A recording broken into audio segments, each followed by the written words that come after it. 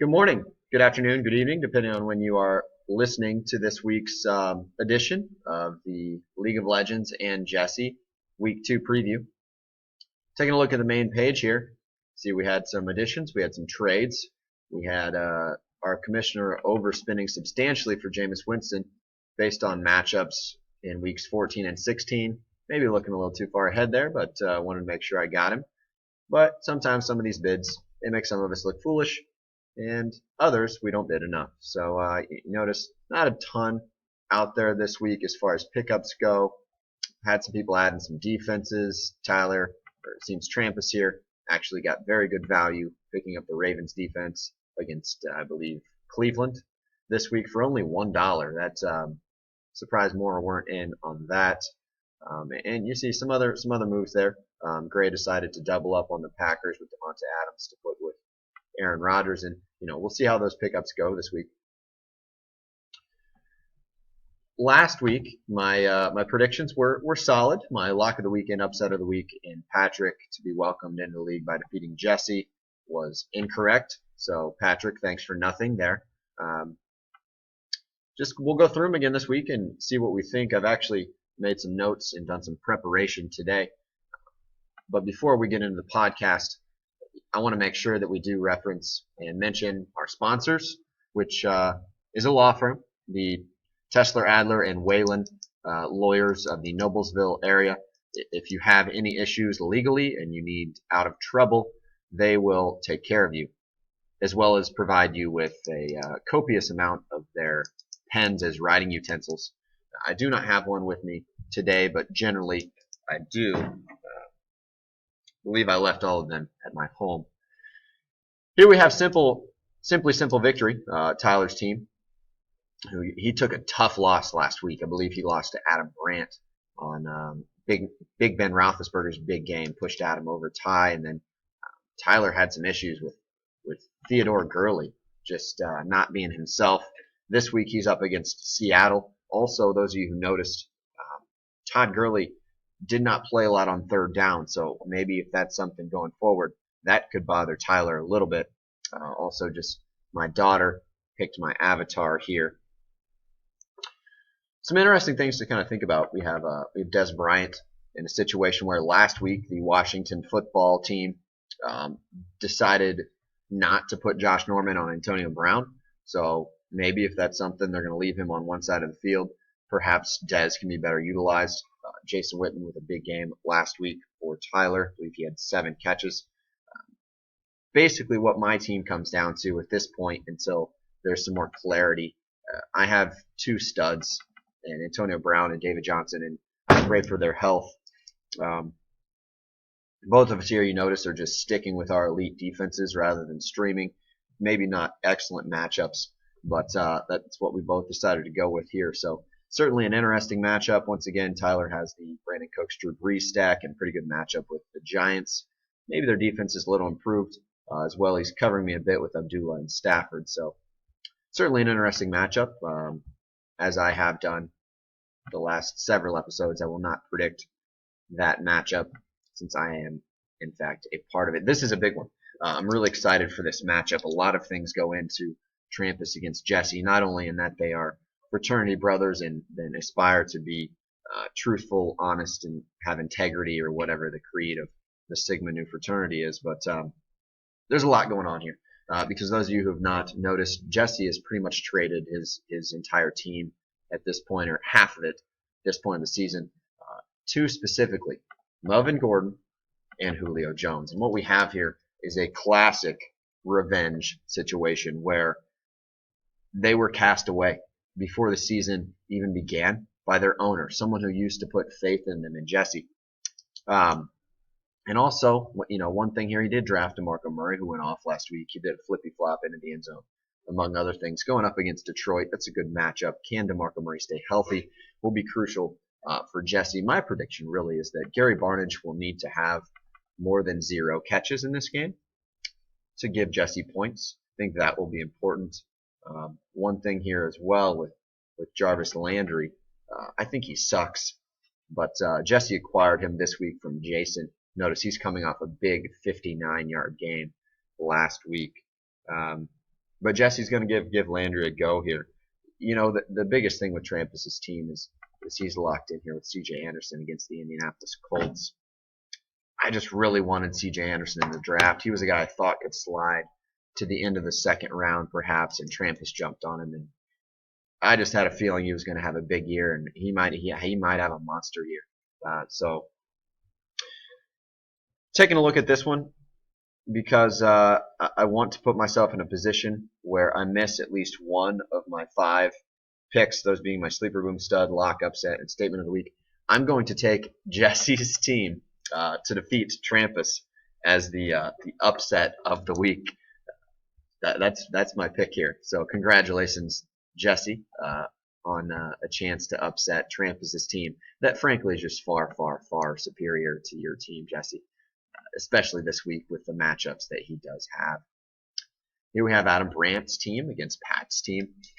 Adam with a big, big, big win last week for him, coming back from behind, and really his team performed admirably there in crunch time against Tyler. And again, Tyler's Monday night performances were not as legendary. Dak Prescott was nothing if not horrible in his first game. So what happens there? Pat needs a big game out of AP. You know, as someone who was kept in the back half of the first round. What's going on with Jordy Nelson? What's going on with Jordy Nelson? TJ Yeldon, how many carries is he going to get? Is Chris Ivory, is he going to be in there getting goal line carries? So some question marks on Pat's side of the ball still. I think that Patrick does have some possibilities, some potential. He's a smart player. He'll make the waiver moves.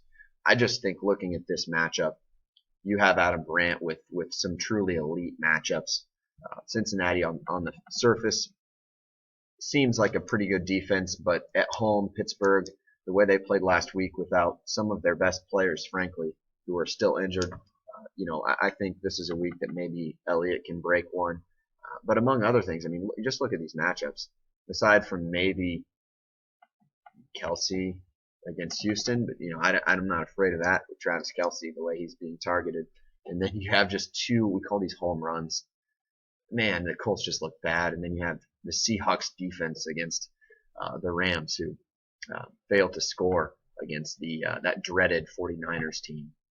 So I like Adam. I like Adam in that matchup, and gives Adam a chance to get to 2-0, and just you get to 2-0, you're looking pretty good for the playoffs. So predicting a good start to Adam's season. Here we have the Butt Buddies, Danny and Ryan. And I tell you what, a huge projected total here of 108.6, especially after last week not having a huge effort there. But certainly some good matchups. What's going on with Russell Wilson as well as Gronk will be important for Danny here. Gronk, maybe I think he got in maybe some limited practices. But Russ, that mobility could be an issue, and we know that Seattle's not as good at home.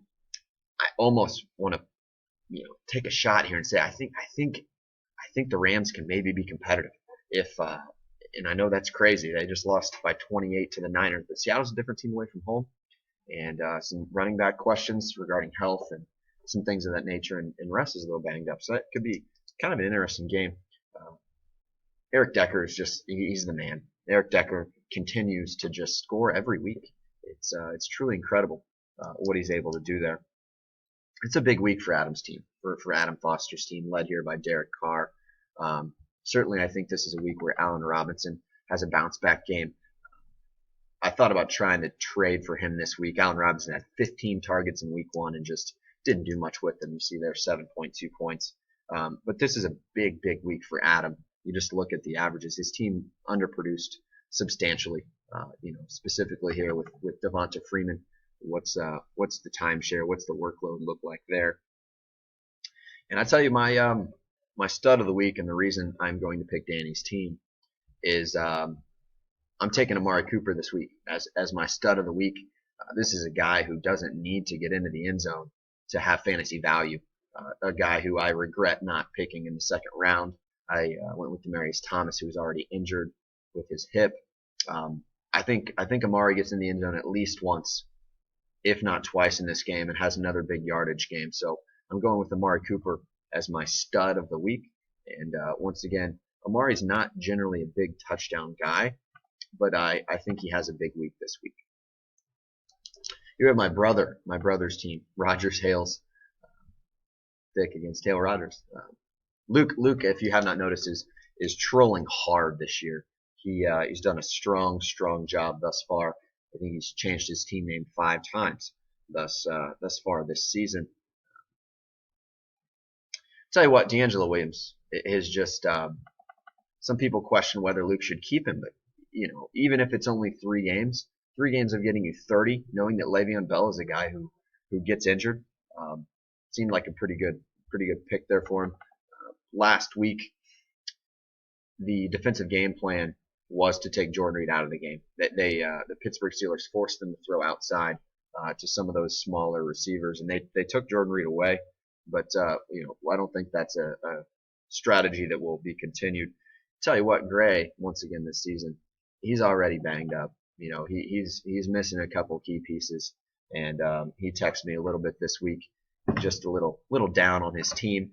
Certainly has Aaron Rodgers there at the top, but we kind of discussed it last week a little bit. He really needs Aaron Rodgers to just go completely nuts here. And interesting for Luke, we know he loves to draft these rookie receivers, and I believe Kelvin Benjamin and Mike Evans were rookies when he originally drafted them. And notice now that they're not rookies, but I tell you what, they one of the tougher receiving duos present in our league. I think Kelvin had a lot of targets last week. He's maybe still not totally healthy, but it's just one of the better teams that Luke's had. So I'm going to take him this week. Take Luke over Gray. Good buddies. Sure, they will remain bestie friends despite this week. Here we have Jason's team against Michael. And I tell you what, it's without getting ahead of myself, this is the lock of the week. I'm taking Michael's team over Jason's. Some other things we need to talk about, guys. Do you believe in fantasy karma? Jason, someone who has been a loyal, dear friend to me, been ups and downs of it. Jason's someone I can always count on. But Jarvis Landry has always been one of Jason's favorite players. And those of you who did not see the trade that was made, Jason sent away Jarvis Landry.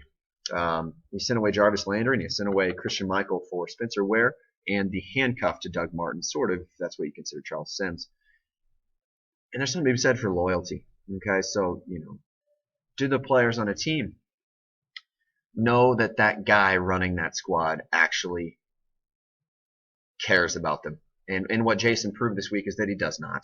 Jarvis Landry is his boyfriend, his favorite player. He shipped him away. Okay, so my statement of the week is that there is such thing as fantasy trade karma, and I'm predicting that Spencer Ware tears his ACL this week, and Charkandrick West will be your starter next week and the week after, while Jamal Charles continues to heal. That is the statement of the week. This is the lock of the week. Without analyzing this too much, you see the projected high total. So for me to call this the lock of the week, maybe not reaching too much, but just you look at a team over there for Michael, just top to bottom, consistent. They're guys who get the ball. They're guys who score touchdowns, and he's led by arguably the best player in the NFL with Cam. You have Andrew Luck against the Denver defense. Don't love that matchup, certainly. You have Doug Martin, tough matchup. Lamar Miller, tough matchup. So, Jason, I think while you have a good team, this is not your week, and you, frankly, should probably not watch any football. Just enjoy your twins, the Big O and Sid. So, guys, just taking a look at the scoreboard. Once again, remind you of our sponsors, the Tesler, Adler, Wayland Law Firm. Also, I had a Diet Orange Snapple earlier, and I believe I threw it away. Oh, here it is. They are also going to be one of our sponsors. If you have not tried this product, Diet Orange Snapple, 10 calories. But this week, guys, the exit song is Rewind by Rascal Flatts. I'm going to go see them in concert this weekend. And basically, it reminds us that if you're sad, think about the good times, okay, that were in the past. Good luck this week, guys.